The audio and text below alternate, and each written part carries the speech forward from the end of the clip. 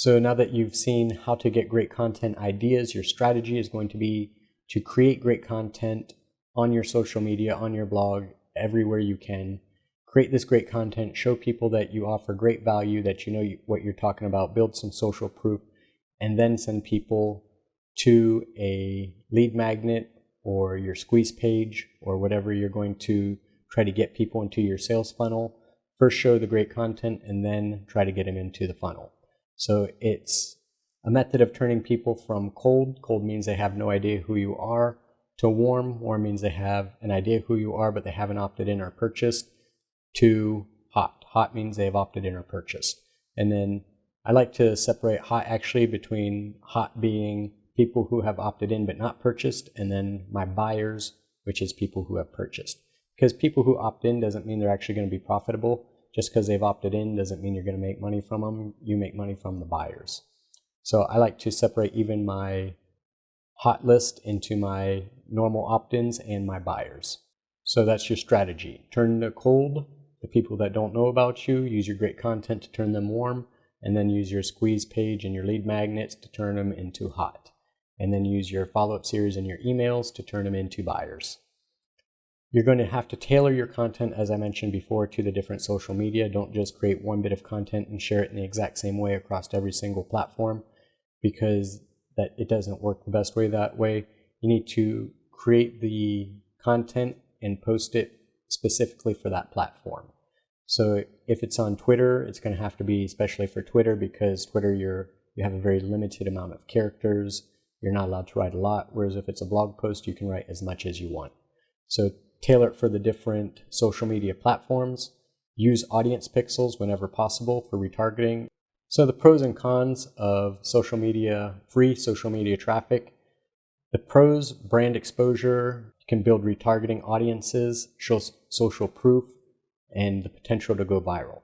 And if you're wondering how I can build retargeting audiences, by putting my pixel on my blog or on a Facebook app or even in an email, use an image pixel in an email that I send to someone that can add them to an audience.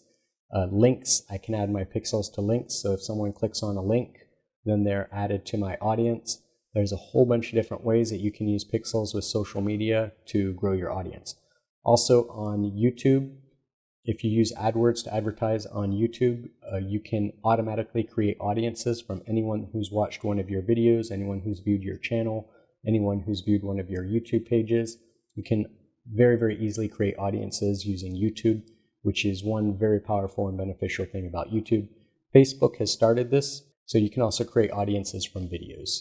The cons: it's very time consuming. Free social media traffic is very time consuming. You're going to need great content anyway if you're serious about business and serious about growing a following and converting cold traffic into hot traffic and buyers. You're going to need great content. But social media, trying to get all your traffic from there for free, takes up a lot of time. It's very time consuming. You have to really engage with a lot of people. You got to search for different groups and pages and get involved, and then become recognized and known and get people to come to you for help. And then from there, you can send people to your landing page or squeeze page. If you go the free way, it's going to take a very long time. It's not going to be easy, which is why I said before, I highly recommend using a combination of free and paid. The verdict is that every business is different. Your strategy will really depend on your target audience, who they are, and how easy they are to engage. And not every single person and every single business is going to benefit from social media. I just wanted to throw that out there. So if you do have a business and you do drive traffic and nobody converts, even though you followed everything and all this training, it's not for absolutely every business. That's why I say it's very dependent on the audience, your target audience, who you're trying to capture, and what you're trying to get them to do. These are very important. If you feel that you cannot reach them and get them through social media, don't focus on social media. It's not for everything, not for everyone. So what you've just learned, you've learned some free social media options for getting traffic, overall strategy for getting people to your squeeze page via social media, great content, and then throw in an offer and send them to your squeeze page or lead page. We talked a little about the pros and cons, and that the main thing is that your method will depend on your goal, your target audience, and it's going to vary. It's going to depend between businesses, between goals, between people. It's not going to be the same thing and same strategy for everyone.